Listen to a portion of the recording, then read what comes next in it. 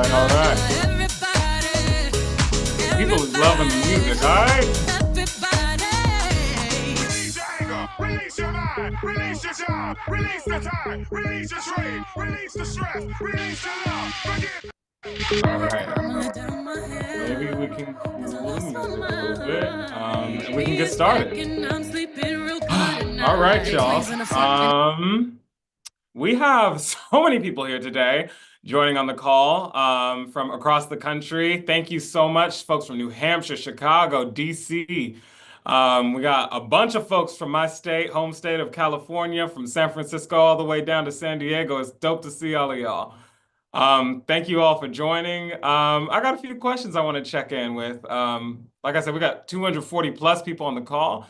And I'm just a little curious. Who here is an official member of Sunrise? I want to see y'all drop an asterisk, a star in the chat.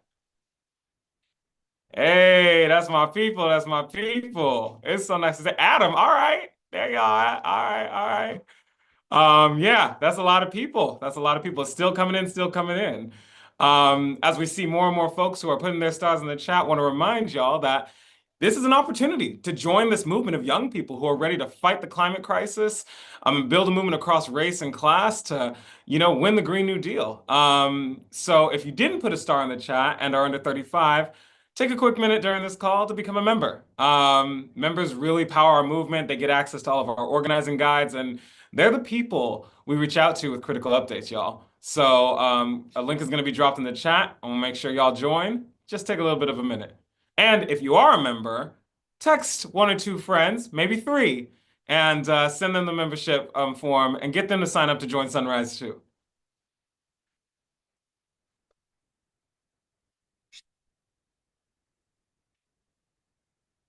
Can y'all hear me? Just checking in.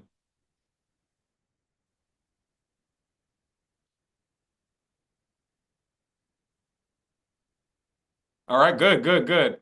Folks can hear me. Great, great, great. All right, y'all taking some time to fill it out. I'm gonna pitch y'all, talk a little bit more about Sunrise. We're a youth-led movement, but we still need people of all ages to support. So if you're over 35, want to make sure you join as a supporter. We have a link for that that's going to be dropped in the chat too. With that, like I said, name's Josiah, he, him, his pronouns, and I'm opening this call tonight. You'll see me a little later on. Yeah. I also want to introduce y'all to some of the other folks we have on the call tonight. We have other facilitators. Aru, who y'all may have heard from a little earlier today. She's the ED. And then we have a few other facilitators, Ada, and we have also some panelists that are going to be dope. And so, yeah. Also, we got some folks who are handling our Zoom tech and chat moderation. We got Noah supporting. I want to bring them up just to talk a little bit about what we got to do on the Zoom. Sorry, was that a request for me to share about? Yes, no, I think that's you. Gotcha. All right, I got you. Thank you, Josiah. Yeah, so there should be Spanish translations on our Zoom if you want to set that up. We have a little bit of info about how to do that. You can go to turn on more captions, translate to Spanish. You can also view the full transcript. And yeah, if you haven't already, please introduce yourselves. I don't think we'll be going to breakouts today, so don't need to worry about mic settings and stuff. We're all squared away there. And yeah, I think with that, yeah, everyone should be able to. I think the one last thing is if you're putting something in the chat, make sure it's sending to everyone and not just hosts and panelists. That way we can all talk to one another. And yeah, then I'll pass back to you, Josiah, or Ada, whoever's up next. I got it. Thanks, Noah. Yeah, we're going to do a quick overview of the agenda, y'all. Let's talk about what's going to happen on tonight's call and what it's going to look like.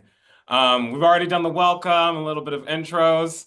We're going to move through the strategy and the current moment we're in, right, with Trump as the current president, what's going on. We're going to talk about what we're going to do, what's the strategy, how we're going to fight back.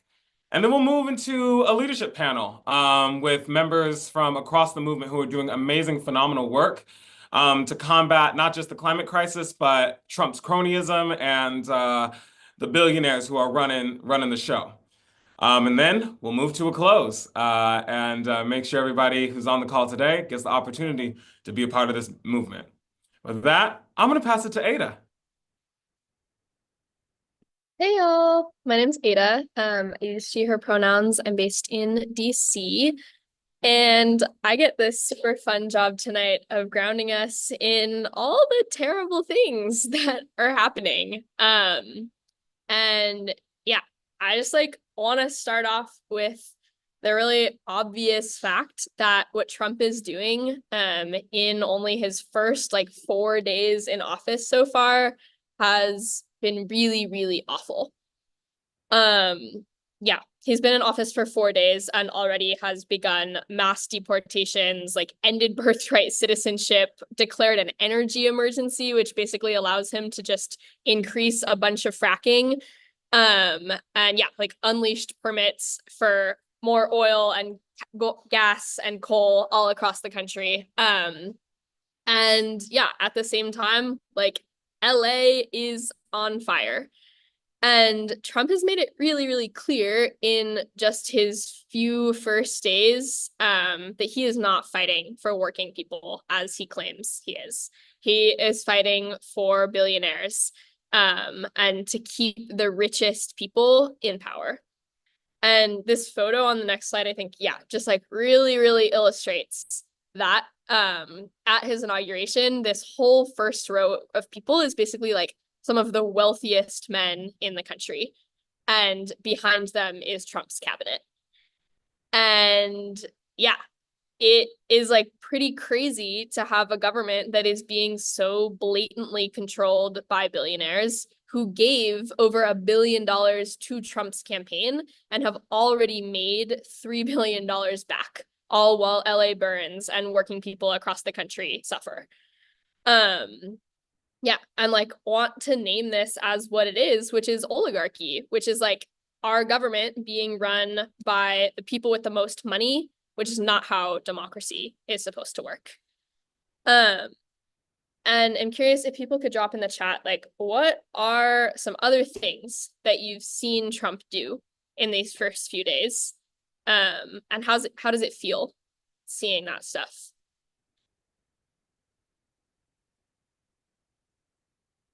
Yeah, crazy censorship.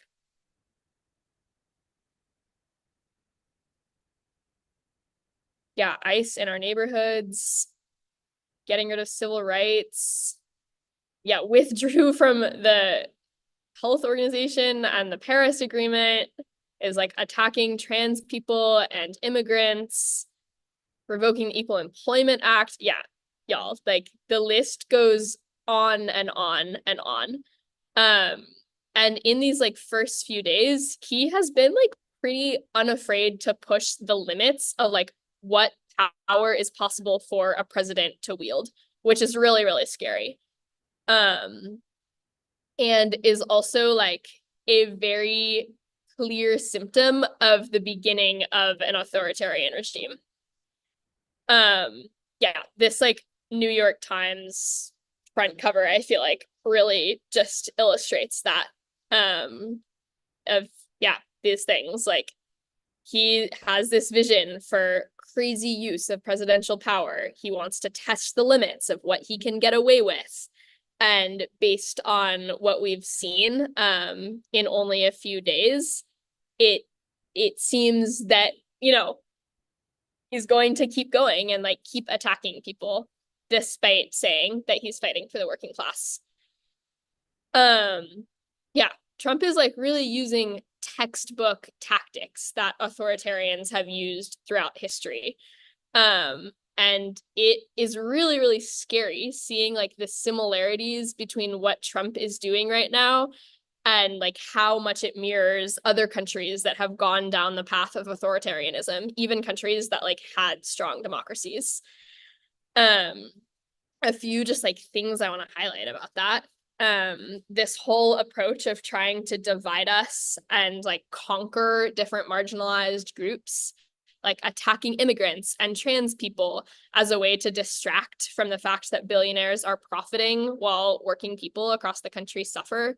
trying to frame, like immigrants and trans people as the enemy, when in reality, Trump and his billionaire agenda is the enemy. He has tried to like overwhelm and exhaust his opposition, and punish people and institutions who are speaking out, is going to create like increased repression of organizing, introducing bills to kill nonprofits and strip federal funding away from like cities and governments and organizations that are doing work to try to protect vulnerable people. And I think one of the biggest things that people have been seeing like in our personal lives is this control that he's taking over the media, to try to create the illusion that him and his agenda are more popular than they actually are, and to like limit the information that people are getting, which is a key symptom of a dictatorship. And we know that like having free and open media is a really critical part of having a democracy. And not only does Trump have influence over right-wing media like Fox News, he has also in the past few days and weeks rapidly taken way more control of our social media. From the stuff with the TikTok ban. I don't know if you saw that like little notification when TikTok came back that was basically just propaganda for Trump of like, Trump saved TikTok. We're so grateful to him for like helping us keep existing. Or like, I don't know if y'all saw, but like on Instagram, basically everyone is forced to follow Trump and Vance's accounts by default, which is crazy. And yeah, honestly just has like a ton of influence over the media and over social media platforms, which is a big thing that dictators have done in their first few days in office, and is a pretty critical piece of how democracies have crumbled in the past. Yeah, that was a lot.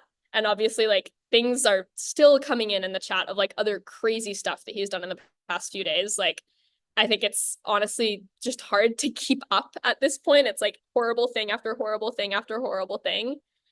And I want to be clear that like everything is on the line right now. Okay. And we cannot stop the climate crisis in a government that is run by billionaires. And we also cannot stand by as our homes burn and our undocumented friends get deported and our trans friends get denied healthcare while rent is being raised and billionaires profit. That's ridiculous.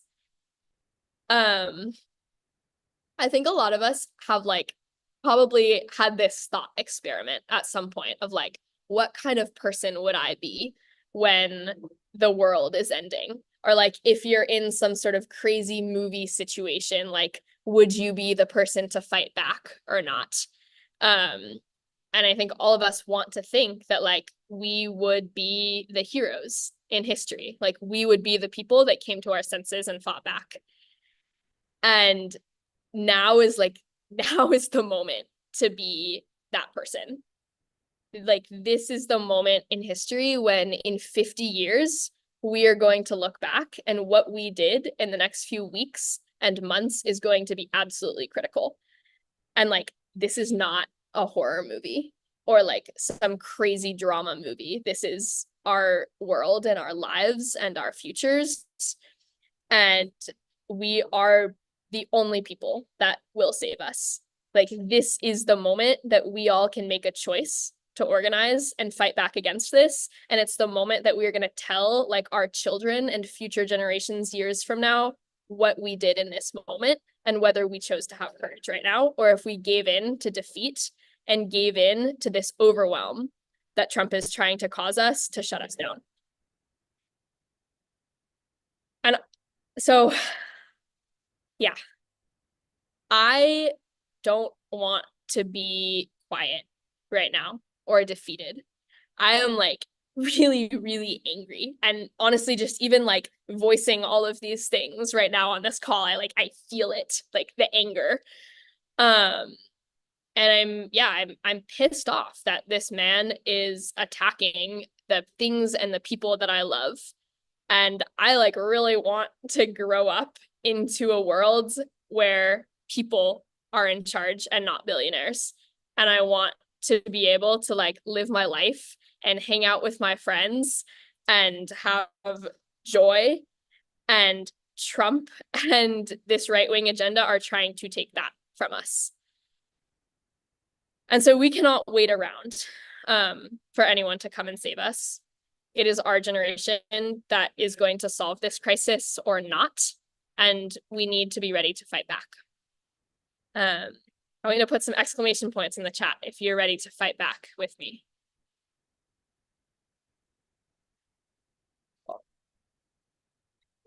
Glad to know I am not alone. All right. Thanks, Ada. I'm gonna pass it to Aru. Thanks, Ada. I'm loving all these exclamation points. I know something I've just been feeling a lot in the last like week, 2 weeks, really, since the LA fire started getting really big, is I'm like, oh my God, the world feels so hard. But the thing that gives me the most hope and strength is that I'm in it with other people and that other people want to fight this. Which, yeah, I think it brings me to the core point of what it's going to take to actually fight what we're seeing. What we're seeing right now is a slide into authoritarianism. It is an oligarchy. It is some of the most powerful men and most powerful industries in the world deciding that their bottom line matters more than our lives or our homes or our futures or our rent or like just being able to survive. And yeah, the literal earth. And I don't know, sometimes you look at the amount of power that Trump and his billionaire cronies have amassed, and it feels really intimidating. Like it feels like they are so powerful. How could we possibly do anything? My family's from India, and something I think about a lot is the fact that, the Indian independence movement was a movement that was able to non-violently topple what at the time was the most powerful colonial empire in the world. People used to say the sun never set on the British Empire. And there was a non-violent movement of people who decided to resist that and were able to successfully kick the British out of India. And I think about that a lot when I think about what it actually means to fight a dictatorship. The truth is that like history shows us that even the most powerful forces can be defeated by everyday people. And that's because we are taught that society runs by the people on top, the president, the people at the very tippy top, the bosses. But the reality is like we are the ones who make society run. People who drive buses or clean the streets, or if you go to work, if you go to school, society operates because we give it consent to operate. We give social permission for it to exist the way that it does. And if we withdraw that permission, if we actually make regular life unlivable for the people in power, we actually do have the power to change things. And that is not just like me saying that. That's like how every major social movement in history has won things. It wasn't because people asked nicely. It wasn't because politicians saw someone marching on the street and were like, wow, that's really convincing. It's because you make life so disruptive and so unlivable that actually the choice to do what you demand is the easier choice for them. And that's the level of power that we need to actually build to. That was true of the civil rights movement. It was true. That's true of the labor movement, that like strike to win the weekends that we probably enjoy. That was true of like Social Security. I don't know if y'all know this, but we have Social Security because World War I veterans camped outside of DC illegally and actually was where like we're not going to leave until you actually give us payments. Direct action and non-cooperation are the keys to actually winning back power when elite billionaires don't want to give us what they owe us. And that is actually what we need to be undertaking the next few years. The good thing is that some of this is already happening. Like, I don't know, there's this huge sentiment that I'm seeing. Can you hear me when these announcements are running? Great.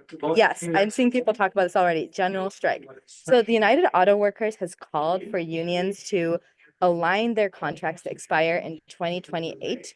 And what that basically means is that allows unions to go on strike. And the reason that this is really exciting is that a general strike has not happened before in US history. A mass strike has the power to basically force people in power to negotiate with us. And when you add the power of unions, the power of young people, because historically young people have been at the forefront of these types of social movements, not only striking from school and from work, but also like taking over state houses and blocking roads. Like these are the types of things that young people do to actually force people in power to negotiate with us and win at the scale that we need to win. And that's what we need to set out to do. And that is what is already in motion right now. In 2028, there are plans to actually have that general strike. That is what we need to arc towards. That's what Sunrise is going to be arcing towards. And by that point, we need to make ourselves so ungovernable that we are not only able to make sure that Trump doesn't stay in power as a dictator, but also able to make sure that we don't just get another milquetoast Democrat who's proposing more of business as usual and allowing people to like turn towards fascism because they think that's the only answer, but that we actually get a Green New Deal champion as president, someone who will talk about how we need to actually address climate change and have good jobs and have housing that's affordable and transit that's affordable and how we deserve to have bright futures and good lives. And I see people being like, why 2028? We need it right now. And I'm like, I believe you. I want it right now. And unfortunately, we got to build up the power to get there. And what we're going to be talking about this whole call is basically what we can do in the next 100 days to actually build up our own power and put ourselves on the path to being able to execute a general strike. And listen, if we're ready before 2028, I'm ready too. Like whenever we're ready, we're ready. But the 2028 is the date that we've set aside, the deadline we have given ourselves to be ready by, to be able to actually usher in this new era of government. And y'all, I know this is a lot. I know it can feel unrealistic to do something that's never been done before, but we are in a moment in history that has never been felt before. Literally everything on our planet and the future of humanity is on the line. And we need to not only stop Trump and his authoritarian ways, not only get rid of this oligarchy that is putting their profit above our well-being, but actually put ourselves on the course to save our planet and humanity and win a brighter future for us all. That is why we're here. And that is why we need to be really serious about the power we need to build.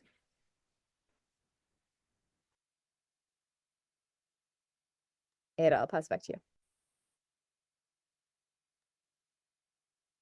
Okay, y'all, getting to a general strike is like a pretty tall demand. Like that is a big, big project. And I want to be real that we are up against a lot. And Trump is actually quite popular, unfortunately. He did win the popular vote.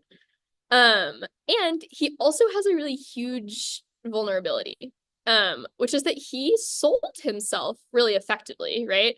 He told people that he would lower grocery prices and gas prices and fight for people to make their lives better. And people bought that, right? Because people are hurting and they want their lives to be better. Like I talked to so many voters leading up to the election that are just so disillusioned by politics. Like their homes had just been destroyed in Hurricane Helene, and they were like, well, like in theory, I like Democrats, but I can't pay rent and I can't afford groceries. And so of course I'm voting for Trump because he says that he will fight for me. And Trump got a lot of votes because of that, because Democrats failed to campaign off of a vision that would actually help working people. And we also know that Trump is like not ready to follow through on any of those promises because clearly he does not care for working people. If he cared for working people, he would be meeting our demands, right? But instead, he's continuing to sell out to billionaires who want our lives and our homes to burn. And so, sure, he is popular right now with the propaganda that he's put out there and the message that he has sent to people, but that really only runs so deep, right? Like a lot of this stuff that he's saying, people will become disillusioned by very, very quickly once they realize that he's not actually fighting for them. And a part of our job is to expose that. And yeah, so want to name again that just like this fact that a lot of his campaign promises aren't real is a huge weakness for Trump and for Republicans in Congress.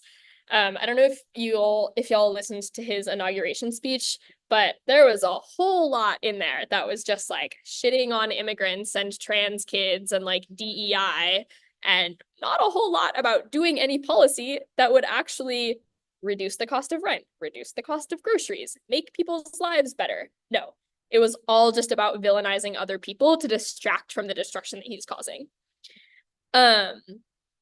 Yeah, again, he's like really trying to divide us. And that's one of the places where this corruption with billionaires and the fossil fuel industry is the clearest.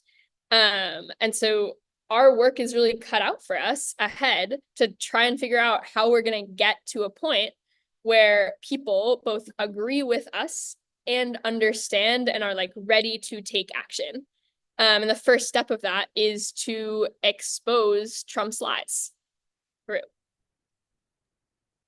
Yeah. And I see a lot of people in the chat being like, wait, Trump's not that popular. And I'm like, you know, he maybe doesn't have a majority of the country on his side, but he has enough country of people that he won the popular vote. And I also saw someone in the chat say like a lot of activists on this call are excited, but most people in the public are not yet ready to do something like a general strike. And unfortunately, that's really true. We can see that in how many people are not mobilizing right now.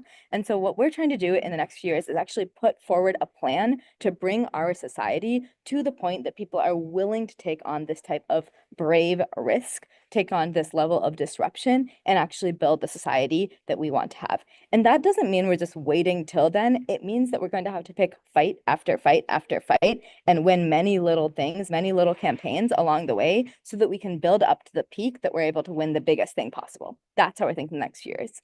And to do that, we have a three-part strategy, basically. One is to expose Trump and the GOP's corruption to set them up to lose. Because y'all, I know people are like, well, when the tariffs hit in, he'll become unpopular. We got to make sure that when the tariffs hit, he isn't like, yeah, that's the immigrants' fault.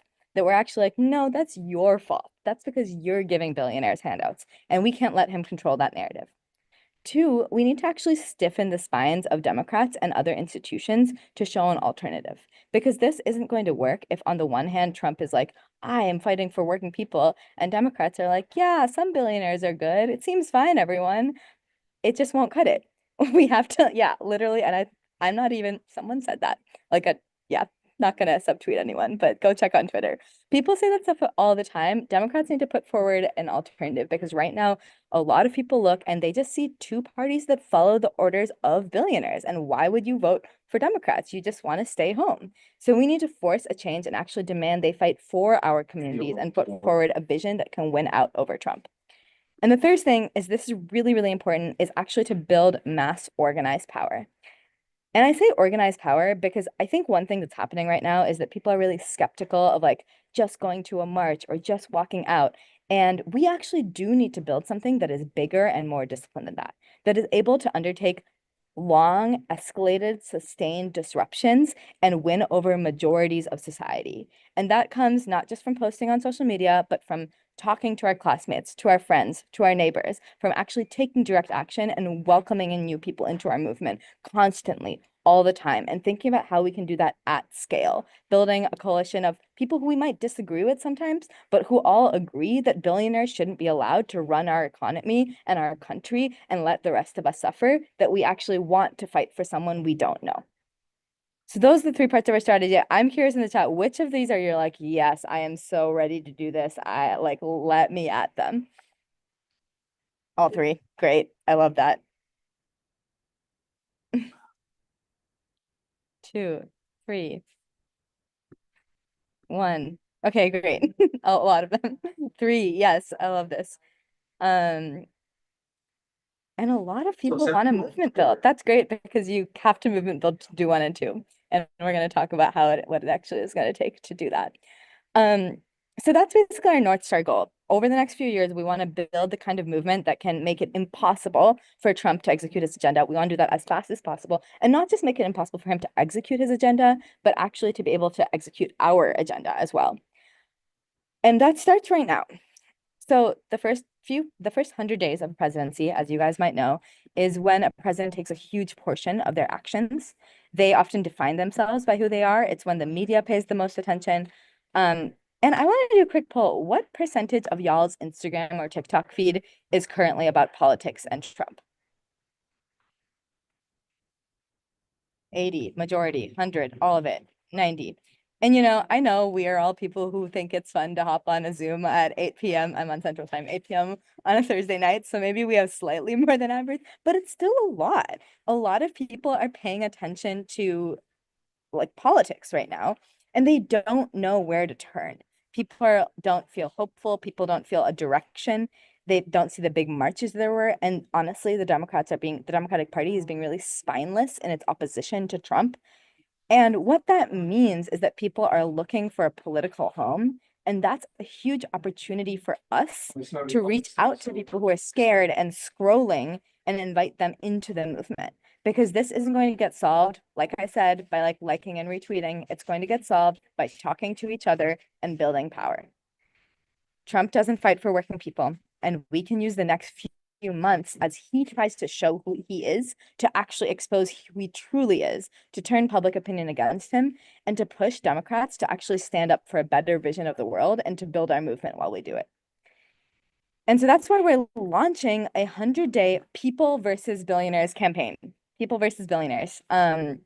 We are going to, yeah, look at that slide. Those are the billionaires we don't like. We are going to expose Trump's lies for what they are. We're going to force the Democratic Party to actually pick which side they are on. And we're going to build the movement so that by the end, we are ready for even more. And the first step of that is that we are going to start hosting these trainings that you can sign up to host. That's called How to End an Oligarchy. And we're going to be pulling lessons from all around the world, from authoritarian regimes and oligarchies, and be like, what does it actually mean to kick these people out of power and build a world that will work for us? And I think a lot of people put 3 in the chat. You're like, I want to build the movement. All those 3s, this is for you. Sign up on that link. Ada's going to talk more about what it is and what's important in it, but sign up on that link. You will get support. You get to host a training and actually help people understand the moment that we are in and understand what it means to take action. So People versus Billionaires campaign launching with these. Ada, do you want to say more? Yes. Okay. I am going to talk in more detail through what we're actually doing at a local level throughout this People versus Billionaires campaign. Okay, could people drop in the chat if you think that if tomorrow you like asked all your classmates and neighbors to go on general strike with you, if you could like effectively shut down the government? No. Cool. Okay. Glad we're all on the same page about that. And like I'm with the people. They're like, why can't we do a general strike right now? Like I really wish we could, but we can't. And in order to get to that like big, amazing, juicy moment of like, we are shutting shit down and like everyone's on strike, we are going to need to do a lot of really intense, hard organizing. And we're going to need to get our people ready and train our people. Which is why, as Aru was saying, in February, we are going to be launching the People versus Billionaires campaign with teach-ins about how to end an oligarchy. And we're doing this now because, as Aru said, a lot of people are really confused and disillusioned and sad right now. And we need them to understand that we are not going to stop the climate crisis or save the world with like one more march or one more walkout, or one more like bill passed through our state legislature.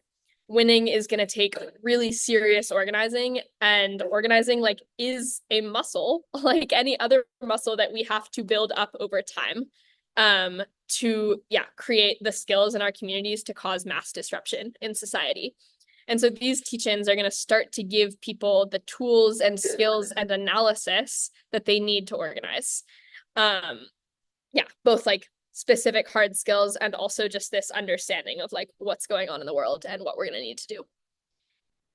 And at the same time that these teach-ins are happening, we are going to be getting the word out in other ways. We are going to become propaganda machines of the Green New Deal and of people over billionaires. We are going to be flyering on walls, at coffee shops, at schools, on bridges, anywhere that you can reach.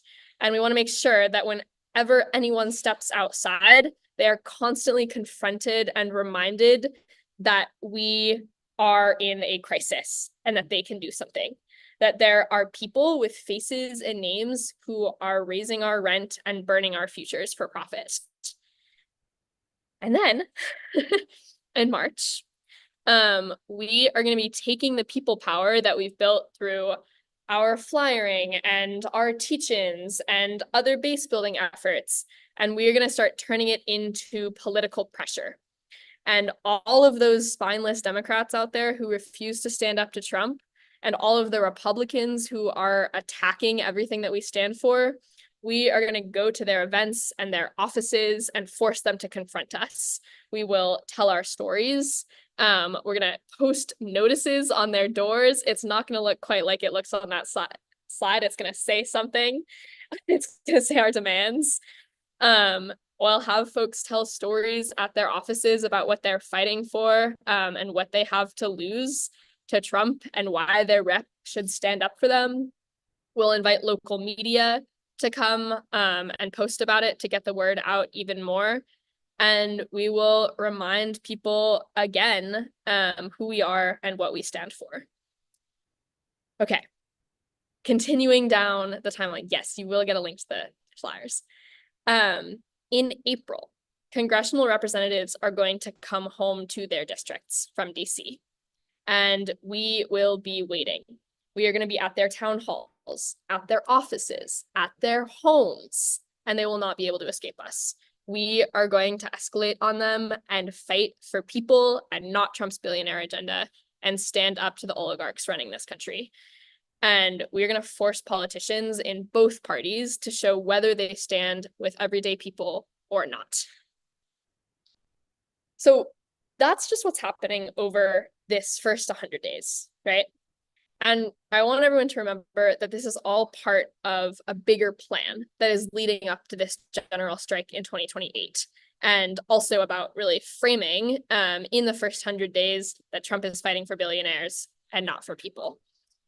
And yeah, by exposing that agenda and pushing Democrats to hold the line and building a movement that is going to be able to exercise mass disruption, we are putting ourselves on the path to get to the type of mass society-wide disruption that we need to see to take back this country. And this is just the first step, right? Is like winning this narrative and framing battle that is going to set the stage for the rest of Trump's presidency, with people in the media knowing that he is for billionaires and not for working people.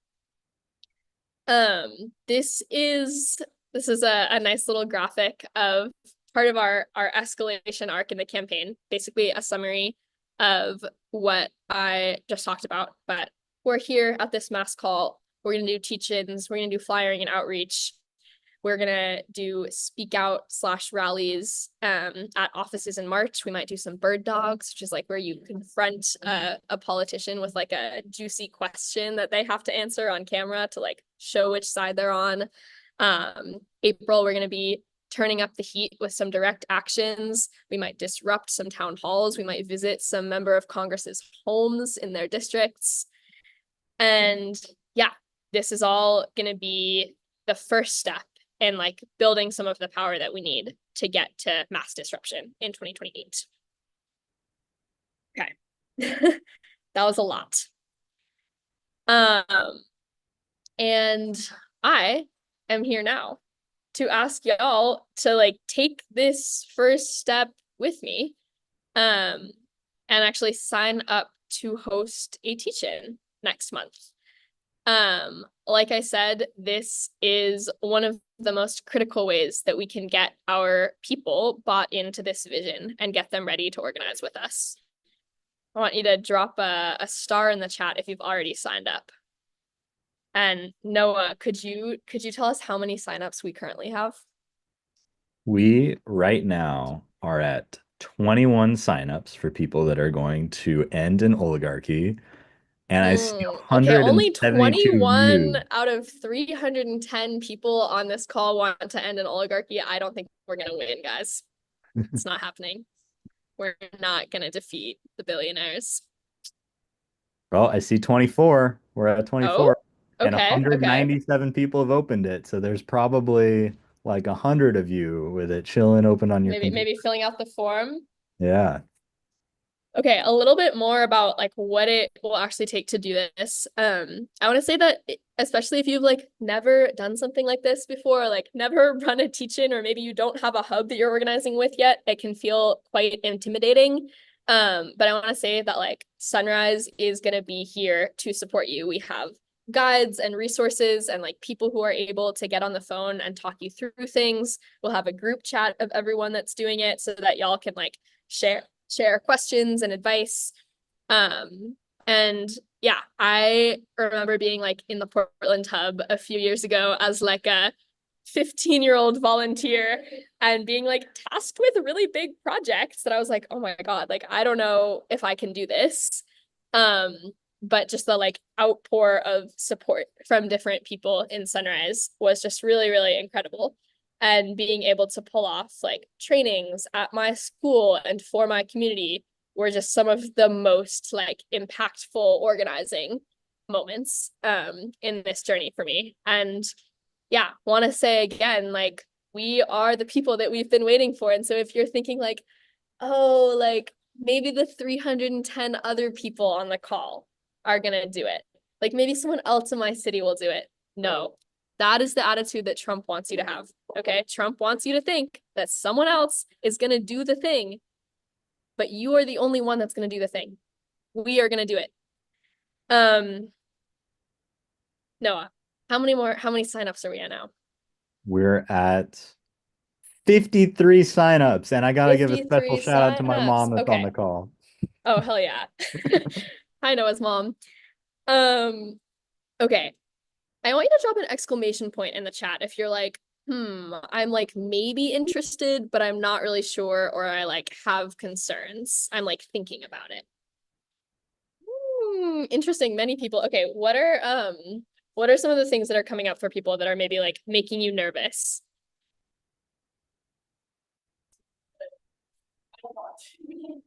Okay, I'm seeing how do we host a teach-in? Totally. There's gonna be a guide. We will like give you curriculum and like the things that you're gonna say to people, which obviously you can like adapt to your local context, but there will be a toolkit of resources like flyers to hand out and like graphics to post on social media. And even if you just get like 5 of your friends there, that is super, super important. And then you're basically gonna like present a lot of the same stuff that we're talking about in this call and like make a plan with those folks about how you're gonna organize.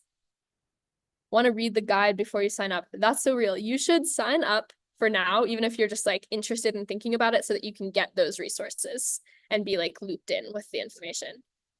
I'm hearing socially awkward. That's so real. When I started organizing, I was in 7th grade and I was like the girl that never raised my hand in class. I like ate lunch in a teacher's classroom and like did not want to talk to anyone ever. I was super shy. And really the only way to like start doing it is to do it. I'm sure you know people. Sometimes people are like, oh, I have no one that I can invite to this. No, you do. Like there's someone that you like see at the coffee shop every day that you could invite. I'm sure you've got like a group chat of like random people from high school. Invite them. Your neighbor. Get your neighbor there. Finding locations. Lots of public libraries have spaces that you can use. A park if it's not too horrible weather outside. Also happy to, yeah, help in the guide as well with more ideas. So many things. Yeah, you could totally do a virtual teach-in. I would really encourage you to do it in person just because it's easier for people to connect that way. But if that's like a big barrier, you could do it online. Okay, how many signups are we at now? We are at 78. That's crazy. Okay, we might 78. actually hit Okay, 100. 78 is like still not that many out of 299 people on the call. I don't know. Just signed up. Ada, Yeah, I think y'all, we I want to should. get to like 200 or 100. Oh, I love whoever said 200 in the chat. That's so fun. Yeah, if you want to host it and you want to send it to your friend who lives in a different city, you're like, you should host one too. Or the same city. You can host 2 different ones at different parts and invite different friend groups. Okay, there's 298 people on this call right now, plus 100 watching on Instagram Live. And for the people on Instagram Live, I'm gonna say the URL out loud so you can type it in your browser, which is smvmt.org/end dash oligarchy. And if you don't know how to spell those words, it's smvmt.org/END dash OLIGARCHY. I really hope I spelled that right. Cool. I love our Instagram live warriors that are going to be typing in links. Personally, I don't type links in first, so I really have a lot of respect for the people that do. But you know, ending oligarchy is going to require us to do hard things like and organizing for mass disruption and typing links into our web browsers. It's the things we do for the movement. Okay, I think we should hear from our, if you're like, I don't know if I can do this, we have some amazing panelists and hub leaders who are volunteers like y'all, and who probably at one point didn't think they could go lead really amazing hubs. And so you should stick around, listen to them, and while you're listening to them, fill out that form, keep it open on your browser, and you can fill it out and click submit. And Josiah, I think I'll pass it. Oh, I'm gonna skip that. Yeah, Josiah, I think I'll pass it to you to lead our little panel of hub leaders. Sounds and maybe good. ground us in why. Thank you to Aru and Ada. Y'all killed it. Keep signing up for the teachings, y'all. It's gonna be dope. All right, y'all. I'm up again. And just to remind y'all, Josiah, he, him, his pronouns, based in LA, 24 years old, yada yada yada. All right, folks. I'm really excited for this panel we're about to have. This panel of movement leaders have been hard at work organizing day in and day out to win local Green New Deal legislation and elect Green New Deal candidates in their communities. And what you're going to hear from them today is about their experience in this fight against fossil fuel CEOs and billionaires so that their communities are thriving and not just fighting to survive. I want to see some love in the chat for each of them as I introduce them and welcome them up to the panel. And with that, let's go. First person I want to welcome up is Nico. Nico is a labor and community organizer by day and the chapter coordinator for Sunrise Movement Los Angeles at night, although he does it in the day too, y'all. He's passionate about the intersection of climate and economic justice, and with the chapter has been leading a campaign to address uncapped oil wells in the city and county of Los Angeles. Let's show Nico some love as we welcome him up to the panel. All right, y'all. Next up, we're gonna have Erica from Sunrise Philly. Erica is the hub coordinator from Sunrise Philly, has been leading a campaign to force her mayor and the city council to fully fund, staff, and electrify every rec center and library in Philadelphia. I want y'all to put some love in the chat for Erica. They're dope, they're badass, and a great organizer. All right, y'all. Next up, we're gonna have Avalon from NYC. Avalon is Sunrise NYC's community partnerships lead, who is building relationships with political and environmental justice organizations throughout New York City and New York State. They're also a member of New York City's political power team, which is leading the chapter's mayoral campaign to kick Eric Adams' ass out and elect a Green New Deal candidate for the June primary, y'all. So let's give it up for Avalon. And last but not least, I want y'all to give a nice warm welcome to Kaylee from the Kansas City chapter. Kaylee is the chapter delegate in the Kansas City chapter and has been organizing since they were 17. Kaylee's also a member of the Kansas City campaign team that's fighting for fast, frequent, and free buses for Kansas City. And if you haven't seen them run this badass campaign, you should keep an eye out. Let's give it up for Kaylee.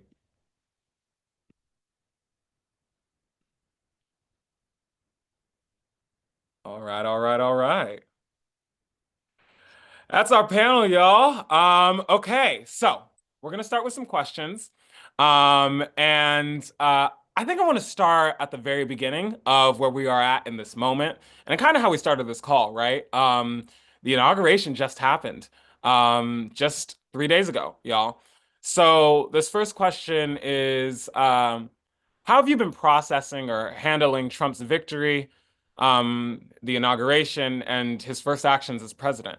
We'll start with Kaylee. I'll do it in the reverse order I introduced, and then we'll keep going from there. Yeah, so I love that question because I love talking about my answer. So obviously, with this presidency comes a lot of anxiety and a lot of fear. But strangely enough, sitting there on election night, watching the election go by, the results come in, knowing kind of what was inevitably gonna happen based off of what happened in the campaigns, I felt this strange sense of resolve and like a calm come over me, which was very weird. And I really had to grapple with it the next day. But this kind of resolved feeling of like, well, this has happened, but I have sunrise. I have organizing. I will always have organizing. So let's keep going. Let's get to work. This isn't going to change anything, and I'm not going to let these fascists kill us and destroy our lives. So feeling that resolve just kind of has kept me going the last couple of days and really truly on the inauguration too. So that's how I've been feeling mostly. I feel that. I feel that, Kaylee. Yeah, that clarity that comes over us. Next, I'm gonna pass it to Avalon, if you want to take it. Hi, thank you. I will say for me, I was distressed the day after the election. I think more so than the inauguration, because by the inauguration I had processed it more because I had been with Sunrise for a few months, and then I went to a lot of those climate catharsis circles in New York City, or a lot of them. And honestly, just being a part of Sunrise and having that space of people who are on the same page as you, but not just like being on the same page, but also willing to take action with you and support you, has just been critical. So I think I've just been finding my purpose by doing what I'm doing here. And I want to really focus on what I can do locally and not so much on what's happening federally, because like what we do locally has the most impact. Yeah, that's really powerful, Avalon. Thanks for sharing. Yeah, and as we build locally, we get to the point where we can take, that those national actions and step. We got to build power first. We'll do Erica, and then we'll do Nico, and then move on to our next question. Nick, hi everybody. Yeah, so like Avalon's saying, we got a lot of power locally. That's where we can have the most influence with our neighbors. And these politicians, and especially Trump, they're like pretty weak. And as an organizer, you gotta learn how to deal with people. I'm just like Ada, where I just ate lunch with teachers. I got to learn how to deal with people. And people are complex. And there's a lot of complexities that we have to deal with. And one is that these people are actually really tiny and weak at the same time as they have a lot of power, because their power doesn't lie within them. It lies within all of us doing our jobs, paying our rent, cleaning the buildings, sweeping the streets, right? Right? It comes from us. And so they're actually extremely weak, but to take advantage of their weaknesses requires courage. It requires real courage, right? So in Philly, everyone in Philadelphia hates gun violence and loves kids, right? So the politician's weakness, they can say, "Oh yeah, we want to, shell out to the billionaires for housing. We want to shell out to the billionaires for a 76er stadium." But every single one of them wants to be anti-guns and pro-kids. So we said, get them rec centers. Get them libraries going. Put your money where your mouth is, eh? And Trump, he's got weaknesses too, right? And like Aru was saying, we gotta expose them because they lie and cover up their weaknesses, blaming it on other people, blaming it on black people, blaming it on immigrants, right? But when we expose his weaknesses, when we take the courage to make our voices heard, that's when we get that power for us. And I'm really scared, right? I'm a black trans woman, and Elon Musk just went out and did a Nazi salute, and they let out a Philly Proud Boy leader out of jail, right? And I gotta deal with this. Like, this might be the last year that I'm alive, right? In this as a leader, as someone who sticks their neck out in a public way, and it's been really hard to process that at the same time as there's a lot for us to win, and that's what we gotta sit with. Yeah, yeah. Let's show some big love to Erica. Thank you for making the stakes clear in this moment. The risks that people are taking who are at the front lines of the crisis, and also laying out what there is to win, you know? We've got a world to win, and that's what we're fighting for. Next, I want to pass it to Nico, who's going to close us out on this question. For sure. So how am I doing after Trump got inaugurated? Really, really well, obviously. No, I mean, it's been a mix of emotions. I think it was just on Tuesday that I was like, oh shit, he actually is the president. It was like not a nightmare. And kind of like oh, so sorry, my cat's in the background. But what I've really been reflecting on a lot now is that, you know, this Trump 2 is going to be different. They know what they're doing. They have their shit together. They are going to try to overwhelm us. They're going to try to overwhelm us with fear, with executive actions, with different kind of shenanigans going on in the media. So I in this moment, I'm really grounded in having to be incredibly clear-eyed about what's going on, incredibly resolute and fearless, to Erica's point, on what is needed in this moment. And I do find a little bit of comfort. Comfort's a strong word. And the fact that we know exactly what they're going to try to do, right? They wrote it all down in Project 2025. We know exactly what the game plan is, which means that we could fight it. And we know how to fight it. Social movements from around the world have been fighting fascism for centuries. And we're going to do this out of moments of really intense fear, of really intense doubt. That is where actually like there is a whole world to win. During Trump 1, the labor movement had some of its biggest victories ever. The 2019 teacher strikes, the Red for Ed movement, all happened during Trump 1. So out of this moment, there's going to be a lot of resistance. There's going to be a lot of fight. It's going to be really scary. But we know exactly what we have to do. Come on now, y'all heard it here first, folks. Our leaders are moving with clarity and are wide awake. All right, y'all. Given the context that we're operating in, right? Trump's victory and all the things that are going on. I want us to just take a little bit of time going back to that point a few of y'all made around the fact that we're with our people. And talk a little bit more about that. So how have you found community and purpose and organizing with Sunrise? Yeah, and whoever wants to take this first and feels called to start, please take it.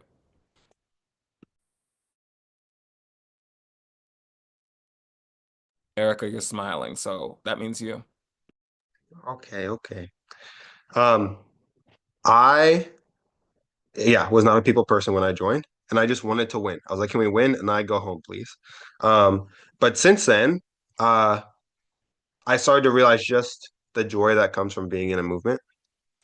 And someone said this to me recently that uh, living under capitalism feels like being dead. And I've struggled with mental health, and a lot of people do. And one of my therapists said, when people try to, escape this world, it's usually a sign that they actually want a better life and that this is not it.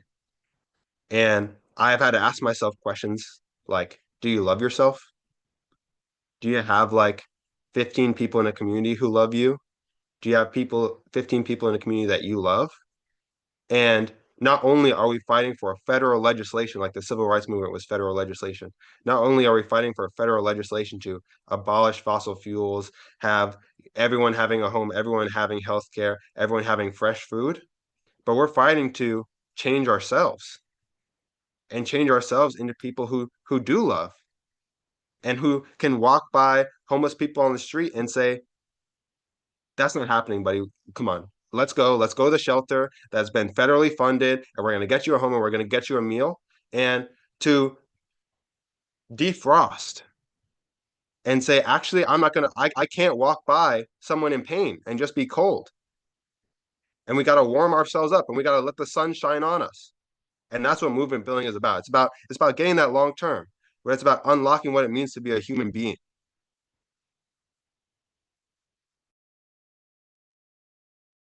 That was powerful. That was powerful. Somebody said Erica for president. I agree. Wonders would be worked compared to the last few administrations. So we could say that.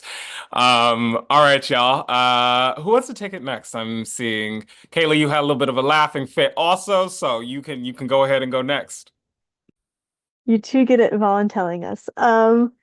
Yeah, I think what I found for me is I found a way to channel a lot of the emotions that I feel all day, every day, and also what I used to feel when I was younger. Like, I am personally, to kind of share a little bit of a personal story, I am a victim of our healthcare industry. I've had to deal with that with big bills, with possibly facing, permanent, more harmful disability versus getting treatment, and because we just didn't have the money for it. And so I've been where so many people have been in their lives. And truly during those moments, I felt so angry and lost and very upset in a lot of these moments. But in those moments too, I had sunrise because a lot of this happened as I got older. And so as I found sunrise from when I was 17 till now, I'm freaking 22. I'm going to be 23 next month. Oh my God, I feel kind of old.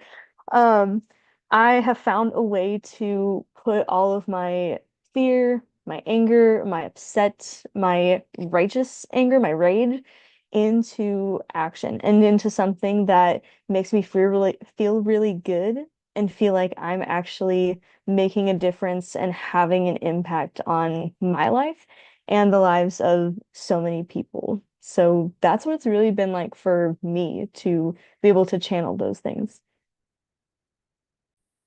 Thank you for sharing, Kaylee.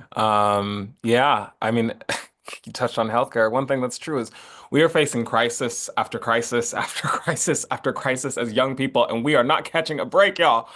Um, and that's why we're here is because we have to build power in order to just the we're in a multitude of crises, and the only way to stop that is if we do it together, right? And Sunrise has been that community that has allowed us to find purpose, and enact our visions, these multitude of crises that we face, actually. I'm particularly curious to what y'all think it means to build power in this moment, in this, current time, in these times. Um, I know somebody already has an answer to this, so I'm actually gonna pass it to Nico to start us off. Because Nico can talk about this stuff. So yeah, what does it mean? What does it look like to build power in this moment, in these times, in the context that we're operating in, of fascism and oligarchy? For sure, I'll give it my best shot. I mean, I think an important piece of context here is that not only are we seeing, not even rising fascism, but like we're seeing fascism, we're seeing oligarchy, but we're also seeing a rightward shift amongst like the politicians. Sorry, I don't know what the Zoom thing is. Like this politicians and elected officials that are nominally supposed to be our friends, right? We're seeing Democratic senators who ran on immigration justice voting to detain undocumented folks. So this is a lot of this is happening, and it could feel very isolating. It could feel like we're very powerless, but something I really like to ground myself in is that power is a renewable resource, right? We generate the power, we generate all the power that we need. Everything we need we can create ourselves. So what is power? Power is the ability to get someone to move and to do the thing you need them to do, regardless of political party, regardless of who got them elected, regardless of who donated to them. That's power. And usually, we like in the political system, it's like, oh, money is power.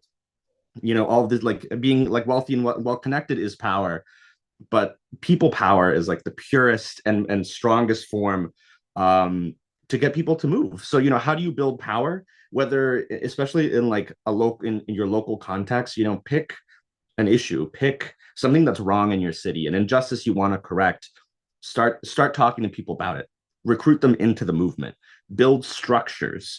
Build a team to talk about fair free transit, or a little hub or an organization in a specific region of your city or your county, with like a very like local based campaign, and then just start kind of building on top of that and be unrelenting. Be just never stop. Like they're gonna try to get you to say, no, no, that's not how we do things here. That's a breach of decorum, etc. No, like you have to be almost ruthless in the way that you exercise your power, because remember, we're fighting for good. We're fighting for healthcare. We're fighting for good jobs. We're fighting for a livable future. So build those structures, bring people into those structures, and fight for what you want. Don't settle. You just have to keep going.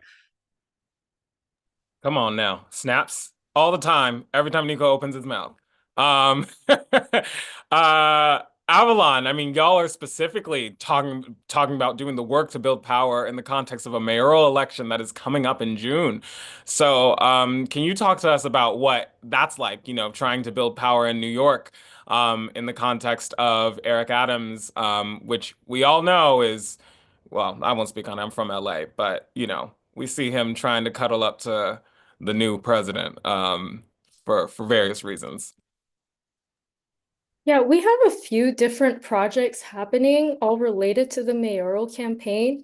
I do want to mention on February 6th, our chapter will be co-sponsoring a climate mayoral forum. We invited all the progressive candidates and we'll be interviewing them on climate, jobs, and justice related topics. So that's part of the strategy to just get Sunrise New York City's name out there. And we've also created this new group within our chapter. It's called the Neighborhood Teams. So it's basically like we're treating it as like an onboarding pipeline because I think people feel connected to others who are in their community. And it's easier to meet, like, if you live in Crown Heights, Brooklyn, it's easier to meet like in Crown Heights than go all the way to Manhattan, even if it's for a monthly hub meeting. Um, and like on Sunday, we went to different neighborhoods and actually canvassed people for the mayoral election, like asking them, what do you think about Mayor Adams? What are your thoughts on the mayoral election in general? So far, we've learned, and not surprisingly, that Mayor Adams is not very popular. Um, and in addition to that, we're also doing political education. We're calling it New York City Politics 101 because we think it's really important for everyone in the chapter to have like a solid foundation in politics, and like the endorsement process that we're going to be using to rank our candidates as it gets closer to June. And we're also creating a list of Green New Deal demands for the mayor. So that's more like the operational side of what we're doing. And the neighborhood teams are more of like the, I guess, like the recruitment side. So a lot of projects happening on different fronts, but That's it's good. very exciting. Yeah, that's good, Evelyn. Thank you for sharing that. Listen, organizing 101, back to basics, knock the doors, tell your stories, one-to-ones, that's what we do. And then in combination with that, making sure we're bringing in building community, with our neighbors and all that. So, yeah, that was good. All right, y'all, we're gonna close out this section of the panel. I got one final question for y'all, and it's real simple. What's next for Sunrise? And I want y'all to try to keep it 1 to 2 sentences, even though I know we can be quite verbose. So, we're gonna do it in reverse order, the way we started. So let's start with, I believe first was Nico. So let's start with Nico. Then we'll move to Erica, Avalon, Kaylee. Let's go. God, I have to like chart out the entire future, and I don't even have the time of everyone else going first. No, what is next for Sunrise? What isn't next for Sunrise? Like we have an entire world to win. So what are we going to do? We're going to keep organizing in our communities. We're going to keep calling out injustices. We are going to, talk to our friends, talk to our neighbors, talk to people we don't know, and build the structures that we need to win. That's what's next for Sunrise. Is we're going to keep building power, and we're going to win because that's what we're here to do. We're here to win for our communities, win for the people that we love, win for the future that we want. So I see it's a scary time, but honestly, like I'm so optimistic about what we can accomplish. Badass. All right. Next is Erica. Okay, in 2020, we were gonna go pop off on Earth Day. 2020, we're gonna pop off. That's when I joined. I strike from school in September and December. It was gonna be 3 days in a row in April. We're gonna shut down airports. We're gonna shut down local city municipal buildings, and then we had COVID. Okay, we gotta get right back. We're going right back, right? And we're gonna build trust with each other so we can go into battle. Is what's about to happen. That was good. Short and sweet, but also real powerful per usual. All right, Avalon, you're next. So I'm gonna talk a little bit more locally, like for the New York City chapter. To be honest, we don't have a specific campaign plan after June, like after the mayoral primary, but I think that's where my role as community partnerships lead comes in handy because I'm exploring what the other climate and environmental justice groups in New York City are doing and whether we might want to participate in one of their campaigns or like combine campaign ideas and create our own. And yeah, we're gonna, of course, keep in mind like the general direction towards the strike in 2028 and how we can prepare for it. Because I mean, we're New York City, we're like the hub for grassroots organizing. So yeah, I think whatever we do, it could just like explode across the country. Yeah, listen, I love when people claim their cities. And that's what this is about. Kaylee, you're last. Close us out. Sunrise is going to organize, organize, and organize, and we're going to keep doing it over and over and over again, and we're going to win. We're going to win our North Star. We're going to win here in Kansas City. We're going to win our better freaking buses, because I don't want to drive a car anymore. I don't know about other people, but it's terrible. We're gonna win that transit, and we're gonna get to revel in a Green New Deal, and we're gonna get to revel in a better world and a better future for everyone. And I can't wait to live in that with all of you. And that's on period. All right, y'all. That was a good panel. We had some amazing folks speak up and speak out and tell us what's coming next. I can't help but be reminded of the song that we sing in Sunrise, which is That's How the Light Gets In. I think it's the thread for this entire panel, which is that we cannot win if we do not try, right? The only way forward is to fight back, and that goes beyond the ballot box and an election every 4 or 2 years. Starts with our willingness to talk to our friends, our families, our communities, bring them into a movement that is ready and willing to stand together against the power of big oil, of billionaires, of the fascist far right. And it might be cliche to say it, but we are learning now more than ever the truth of what it means to know that we are stronger together than we are alone. So let's keep fighting, keep organizing, keep taking action, and building power. Let's fight to win, because as we know, that's how the light gets in. Let's give it up for all our panelists, and I'm going to pass it back to Aru and Ada to close us out for the call today.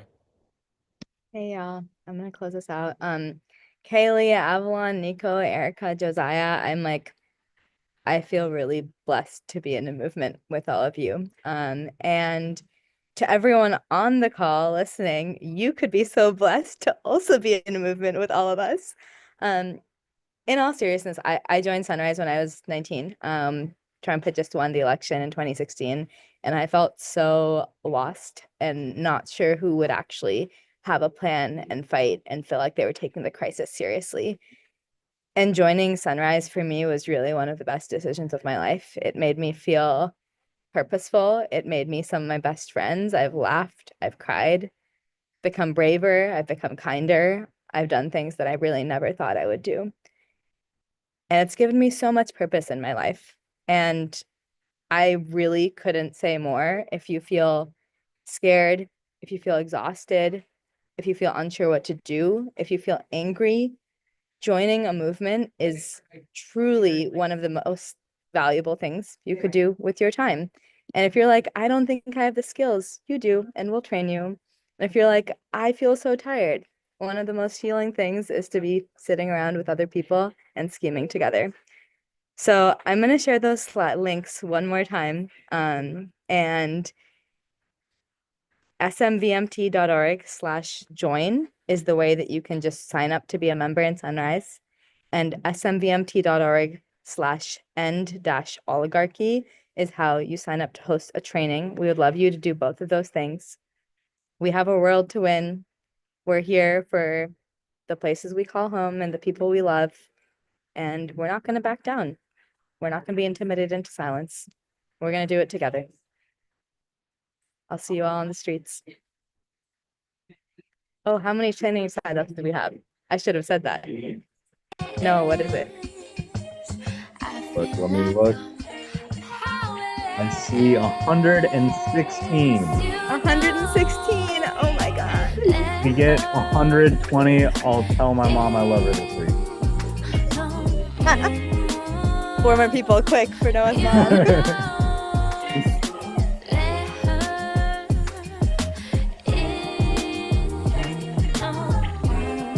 Not happening unless somebody signs up.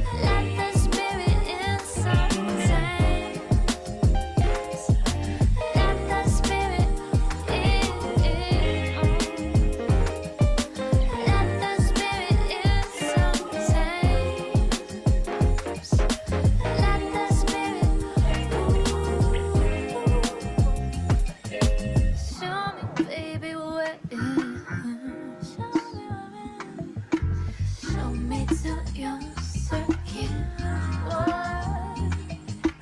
You got too lost in the game. Let the system steal your name. Oh, you don't let her in on you. You don't let her in on let the spirit in sometimes. Let the spirit in. I love your Let the mom. spirit I don't need any in sign up to say that. Let the spirit.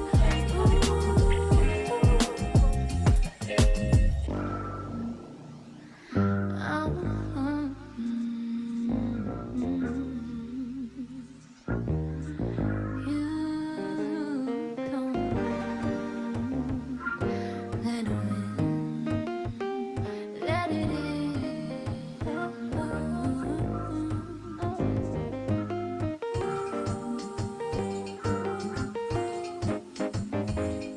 You don't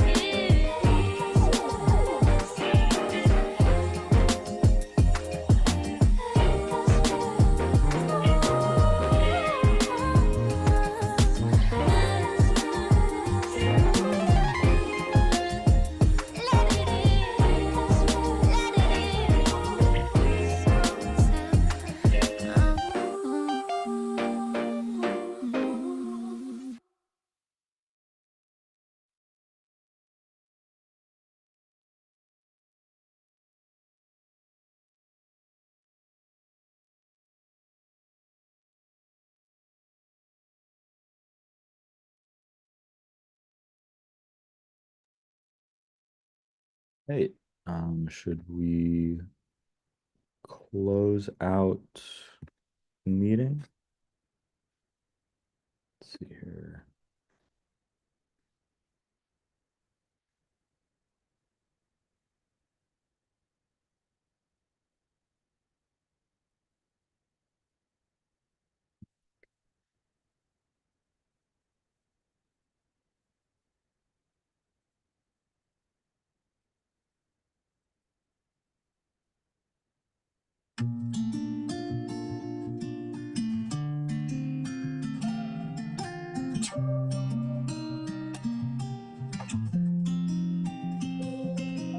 sleep for too long.